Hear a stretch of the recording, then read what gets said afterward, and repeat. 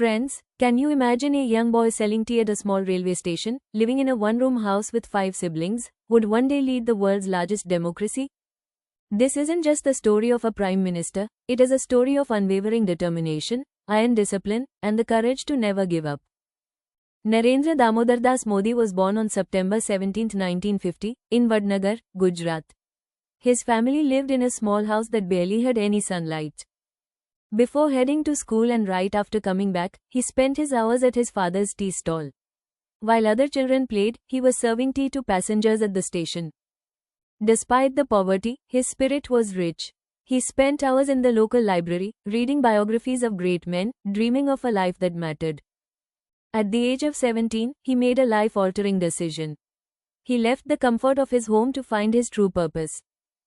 For 2 years, he traveled across the Himalayas and through the heart of India. He lived with monks, survived with very little food, and saw the raw reality of Indian villages. This period transformed him from a boy into a man with a vision for his country. When he returned, he joined the RSS as a full-time worker. But there was no luxury here. His initial duties included sweeping the floor, making tea for everyone, and even washing utensils. He never considered any job too small. His organizational skills were so sharp that he was eventually moved to the BJP. Without a godfather in politics, he climbed the ladder solely through hard work and strategic brilliance. In 2001, he became the Chief Minister of Gujarat during a time of crisis. He faced immense political pressure and global scrutiny. Despite the controversies and attacks, he kept his head down and focused on one thing: development.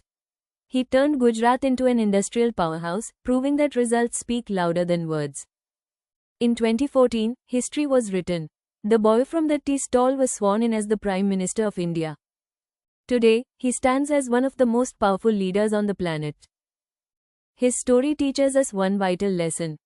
It doesn't matter where you start, what matters is how far you are willing to walk to reach your goal. I hope this biography motivated you to believe in your own potential.